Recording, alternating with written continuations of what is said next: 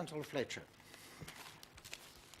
Thank you, Mr. Chairman. My question initially follows on from that. I would like to know where the evidence is from officers, because the Mayor has confirmed that he has taken advice from officers on the change in proposal. But where is the evidence that Franklin, Rodney, Waitakere do not benefit from ATED activities? Because they are, under his current proposal, currently exempt. So I'd just like to understand the science behind this, please.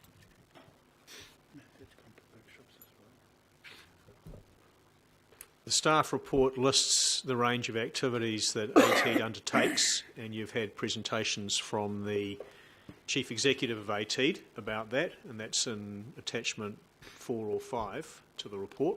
So that provides some underlying information on ATED's activities.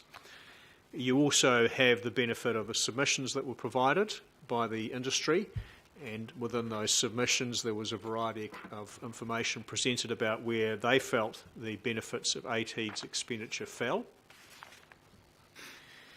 You now have to have a look at that and draw your own views as to whether to proceed with the proposal, and whether or not, if you are to proceed, to apply that on a geographically differentiated basis. So there's some materials there to assist you in making that judgment.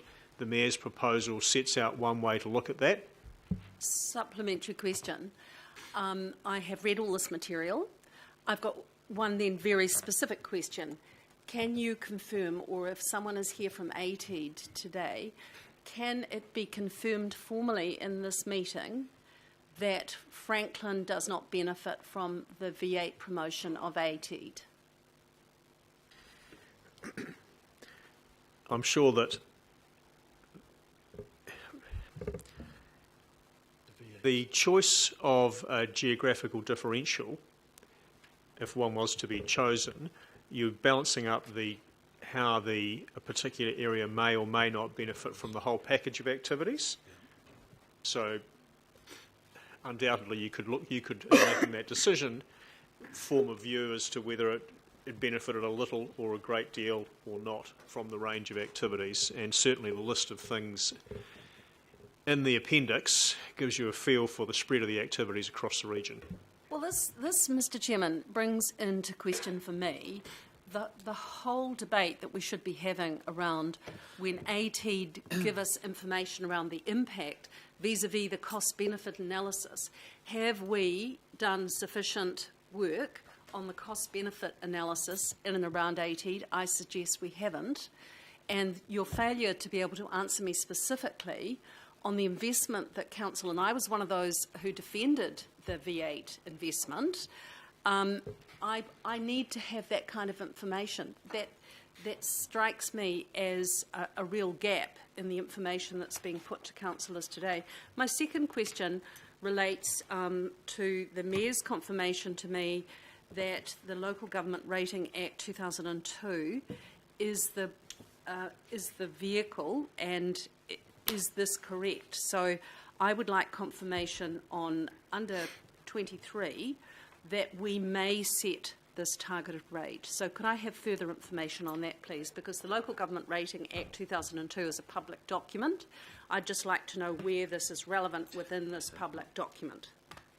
Just a little bit more on the V8's question. So if you're looking at having a geographical differential, it doesn't necessarily have to be the case specifically that an activity, that they don't have any activities that benefit or they do, but rather that you look at the activities that might generate some benefit to a greater or lesser degree in the area, but also you're looking at the stand-back test as well, and considering the broader issues set out in section 101(3)(b). So it's a combination of those two things when you'll be looking at the differential, and certainly the question that you asked is a relevant one to consider in making that decision. Well, particularly for the future in terms of sporting investments, I think we need to have much greater consideration of cost benefits. And there are, internationally, there are many countries who can actually do this quite precisely. My second question, Mr. Chairman.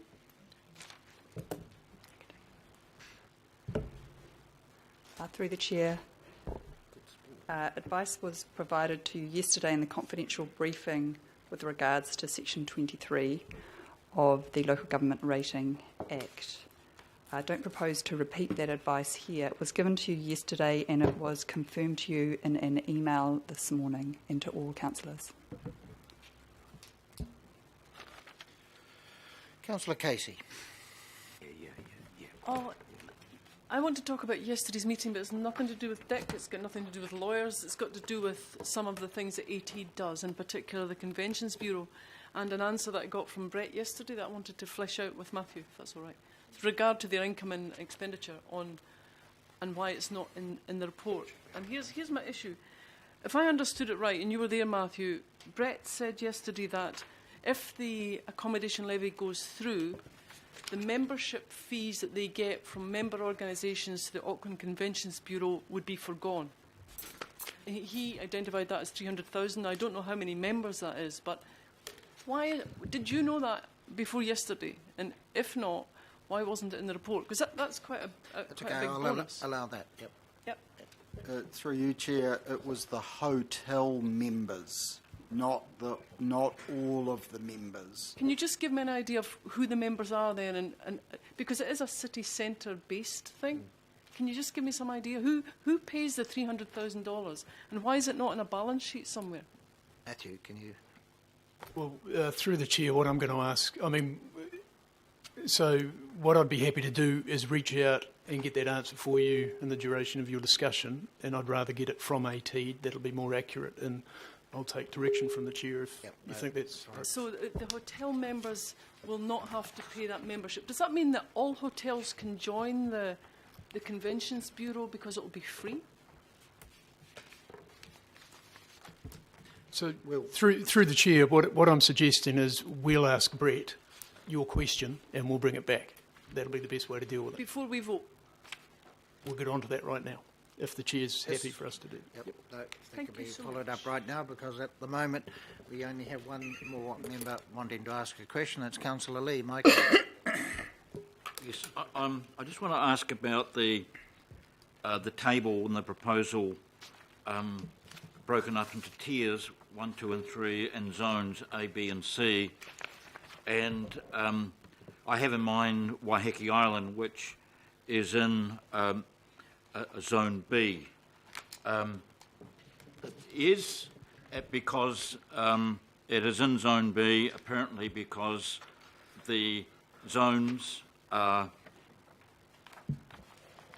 broken up on political boundaries or differentiated on political boundaries of local board boundaries, local board area boundaries. In terms, given this is meant to be about accommodation providers reimbursing ATEED for their efforts on behalf of them attracting tourists to their accommodation, is a political boundary an appropriate differentiation for the scheme? Why isn't it differentiated on the rate of tourism to different parts of the region? Wouldn't that be more to the point?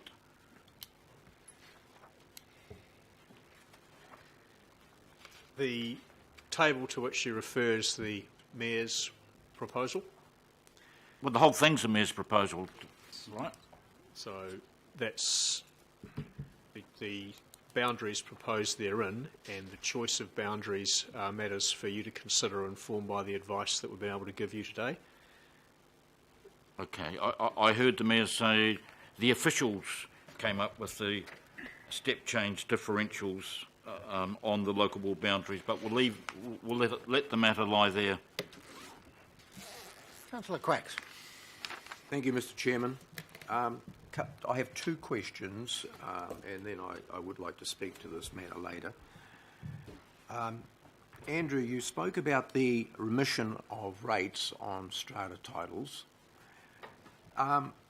Did you say that they would have to disclose contractual arrangements between two parties to council officials in order to get this remission? Yes, because that would allow the council to establish whether they met the criteria that you had indicated in your resolutions to be entitled to that. And would you think that you may get some pushback on providing contractual information to a third party? Yes. From your experience?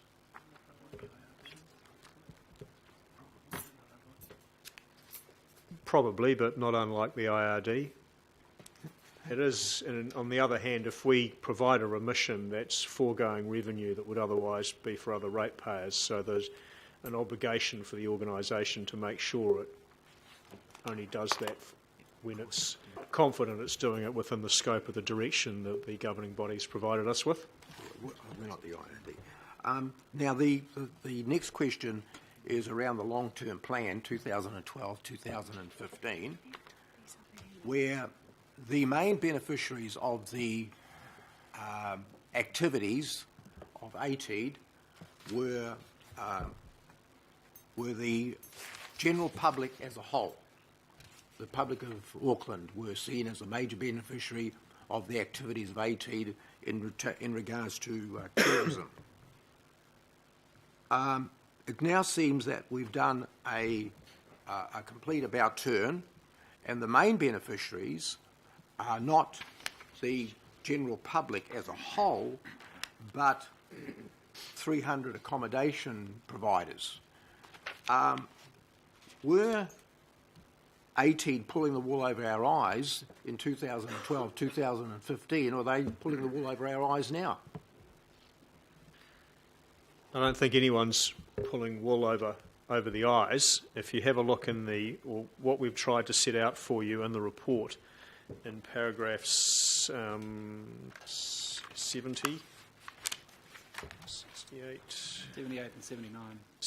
71 to 78, or 71 to 80-ish, is a discussion of the distribution of the benefits across the community or to individuals or subgroups, so that you can take those issues into account when you're weighing up this decision.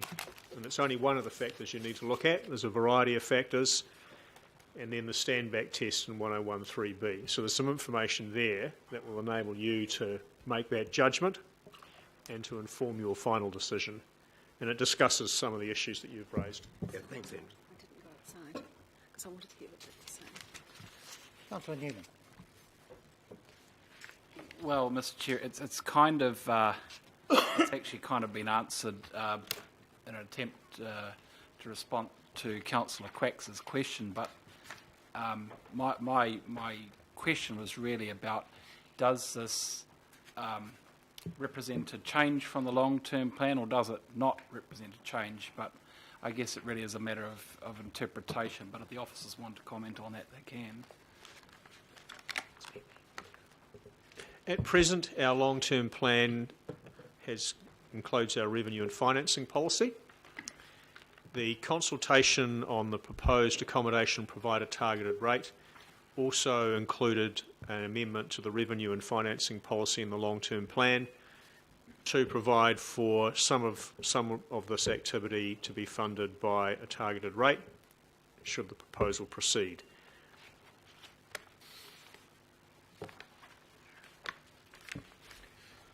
Okay, well, we're now on to debate and comments. You have a question? Oh, yeah, just a question. Sorry, through you, Chair. The current rating system we have, and there's only three, what is that we currently have? Capital value? Yeah, we use a capital value rating system. Okay. Can you also just advise me whether there was extensive consultation in this annual plan around this targeted rate with our community? Yes, there was extensive consultation.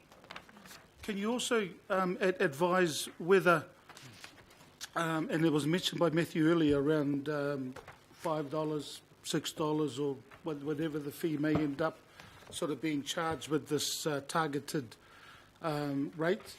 Is that the accommodation sector or the hotels, motels that are included in the 300 that Councillor Quacks has mentioned, that they have the ability to put the amount or whatever amount they wish to be applied onto the bill as Councillor Simpson outlined with her one?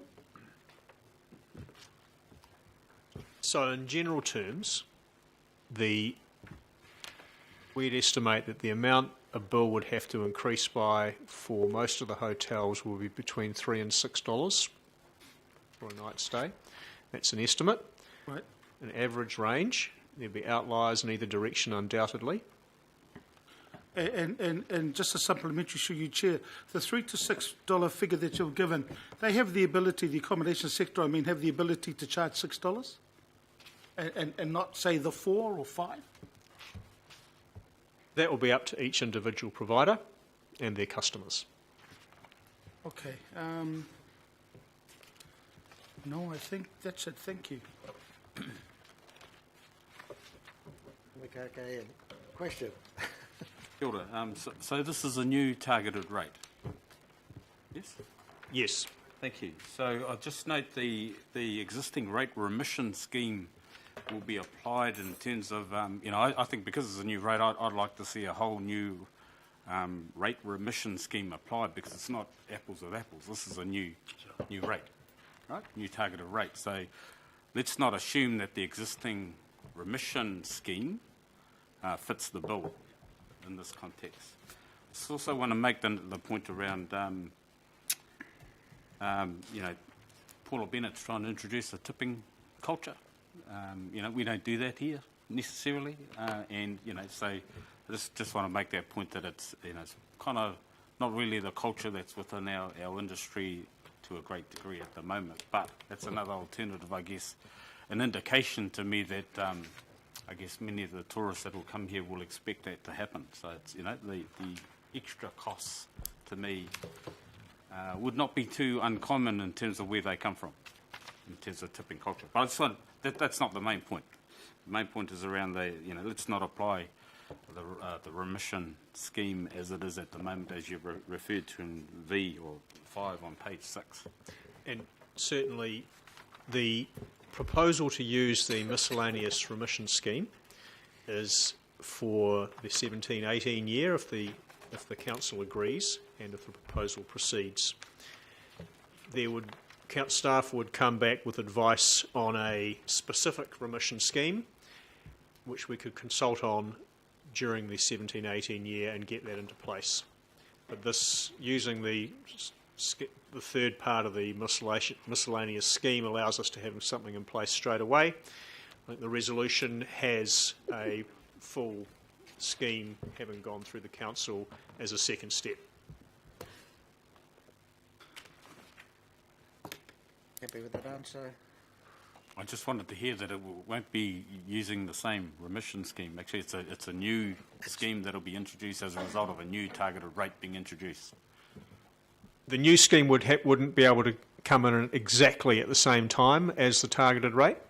That's why we'd use the miscellaneous scheme to start off with. We'll bring the new scheme in, if the council wishes, as soon as possible after that. So supplementary, I'd be very interested in seeing what the criteria is moving forward around that. Thank you.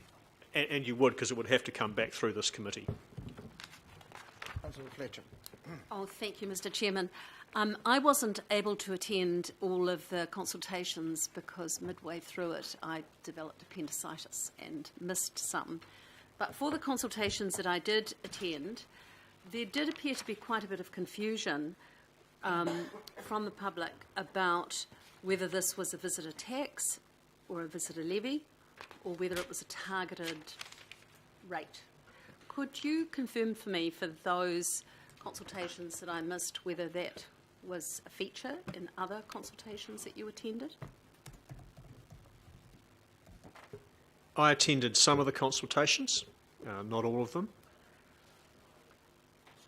I endeavoured to make it very clear that this was a property tax and how it would impact on the properties that will be subject to the tax and its link to the council's broader position and situation.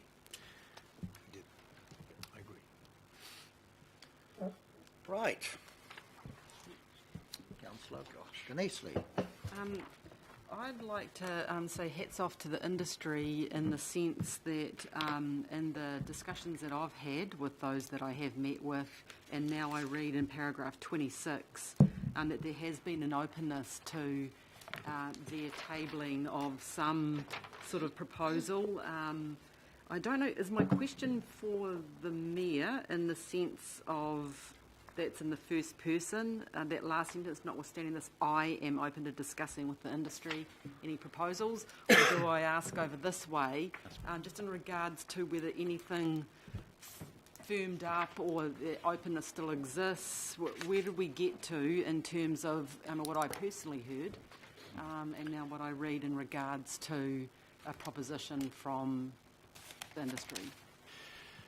I think that was outlined by Brett O'Reilly as CEO of ATEED. The discussions go back probably over a year before I came here, and there was some appetite within the industry to have a voluntary contribution from the industry in recognition of the fact that $27 million last year were being spent in marketing, tourism and events.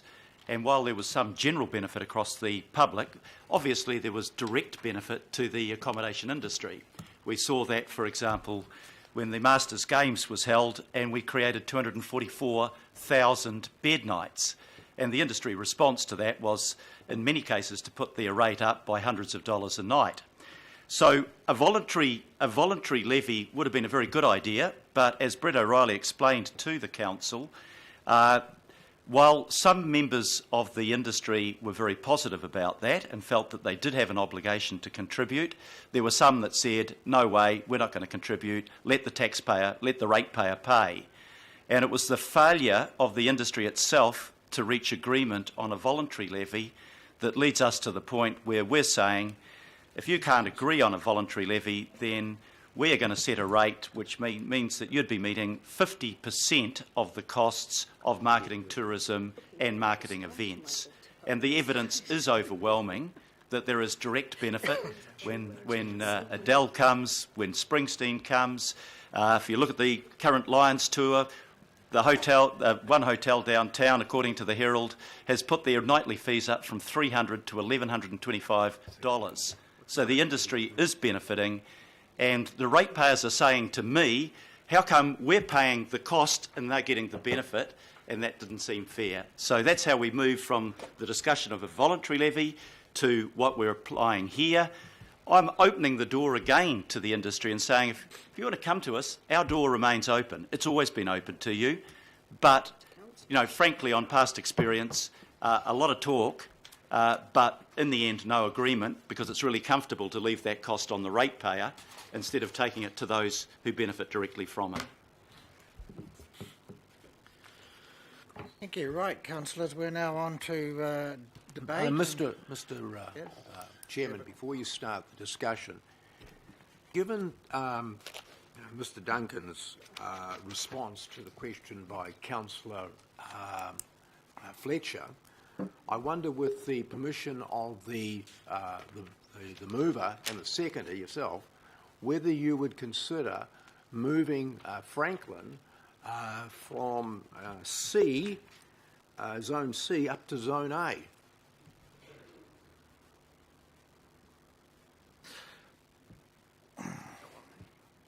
No. No. Given the fact that they do receive I'm looking considerable... at the mover. It's a question of the mover, and I think the answer is no. But oh, really? Well, if I thought it made any difference to your view on it, Dick, I'd consider it, but I don't think it will.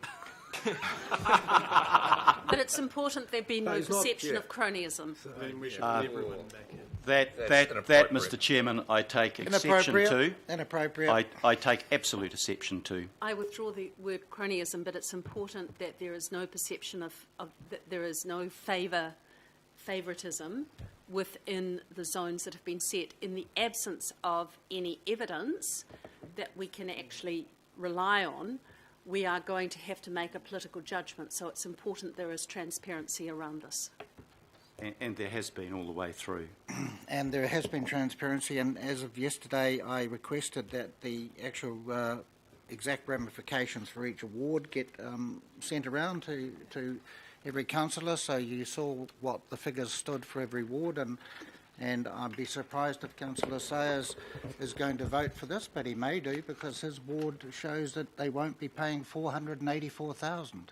So, you know, I think there are figures that have been handed out to everyone where you can see it quite blankly, and I don't think there's any cronyism going on with the member for. Absolutely not. So, Councillor, yep, Matthew, sorry, you got that information on ATED, yep. So through the chair and responding to Councillor Casey's earlier question, and I hope this answers and is sufficient. So, Convention Bureau expenditure budget, which is in the papers, I think the number is 2.2 million for the next financial year. Current arrangements that ATED have in place with hotels who've signed up to be a part of that arrangement that ATED are facilitating is to receive revenue of about $350,000.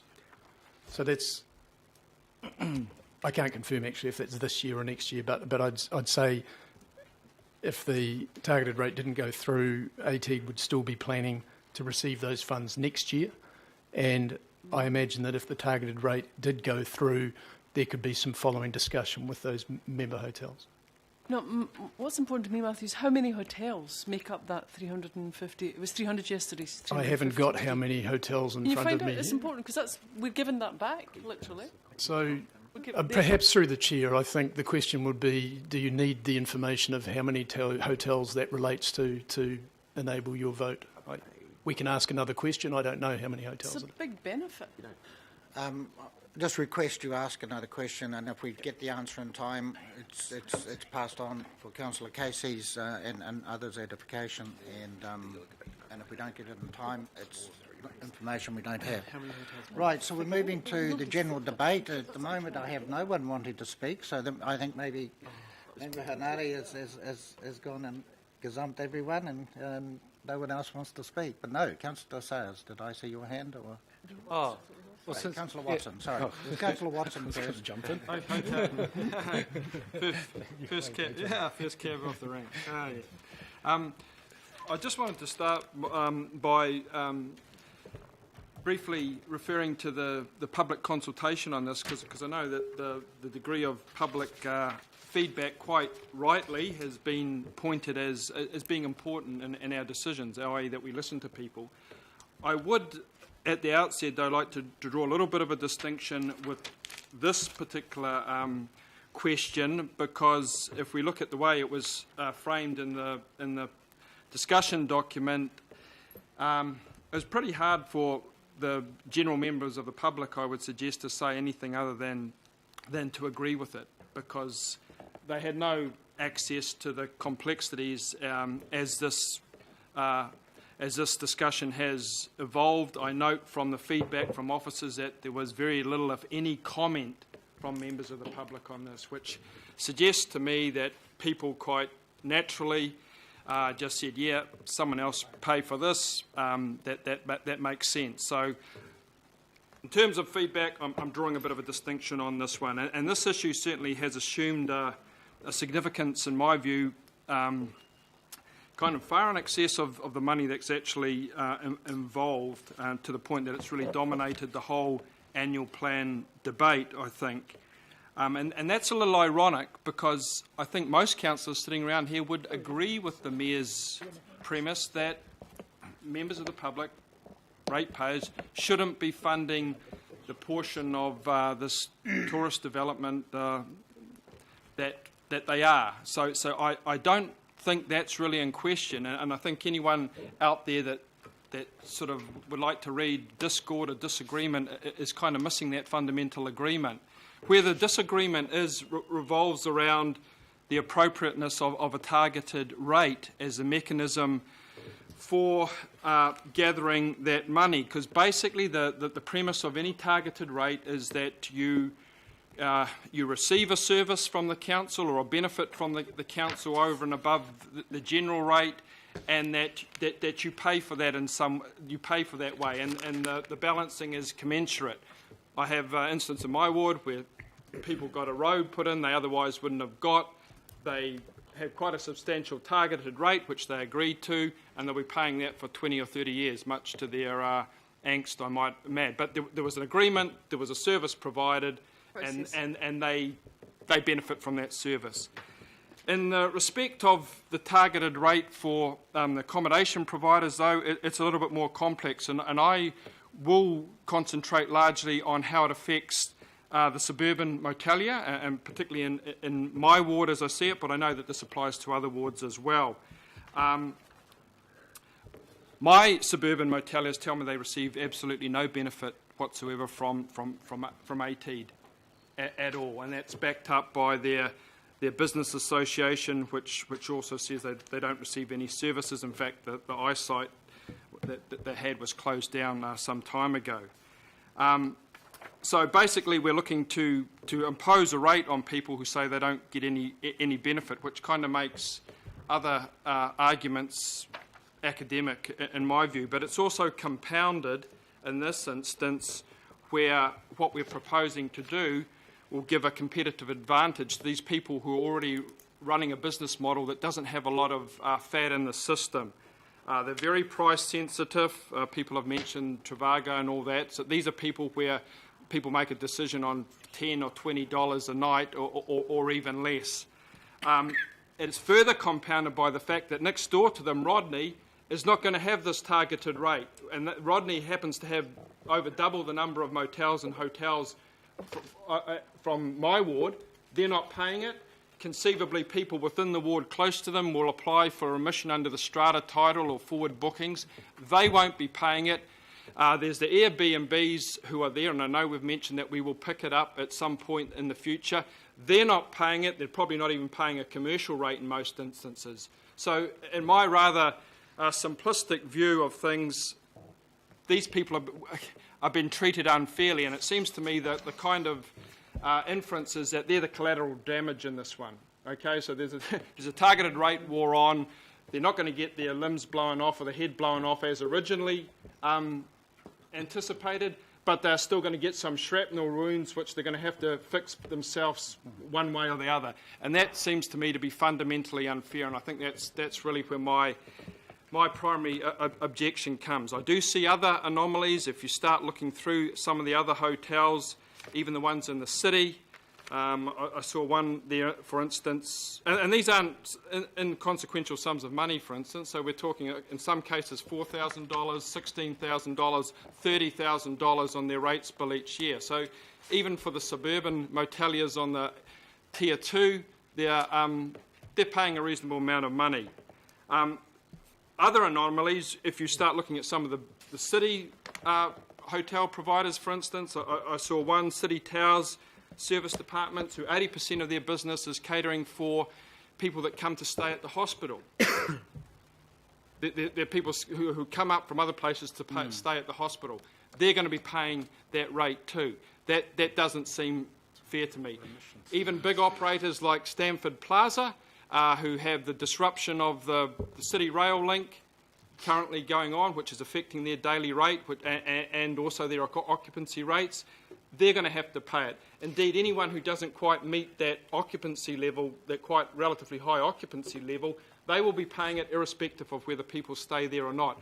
Again, I have trouble with that in terms of a basic equity. Councillor Watson, just... Yes, okay, just on 5 minutes. Yes, thank you, Mr. Chair. Just finishing up. And move an extension of time. And I will be finished. And the sums of money, I know we have reference to, $2 or $3 or $5. They are quite significant. So if we look at these big city outfits, we've got dealing with figures like $461,000, $695,000. $431,000. They're big sums of money by anyone's language. We have to accept that, that we've been told that they can be recouped by what seems to be relatively small charges, but they're big chunks of money, and I would suggest that they would say they could do their own promotion quite effectively, more effectively perhaps than they're currently receiving if they were devoting those sorts of money to it. So just finishing up then, Mr Chair, I agree with the Mayor that this shouldn't be getting an imposition on the ratepayer. I disagree that the targeted rate is a fair way of doing it for the reasons that I've tried to articulate. I don't know what the forward contractual arrangements are for ATEED. My solution, such as it is, would be to say to people, well, you don't receive that service or that investment until this is figured out, this is sorted out in the spirit of cooperation that has been signalled, so that our ratepayers aren't penalised, but the industry do pick up the responsibility that is rightfully theirs. Thank you, Councillor Watson. Councillor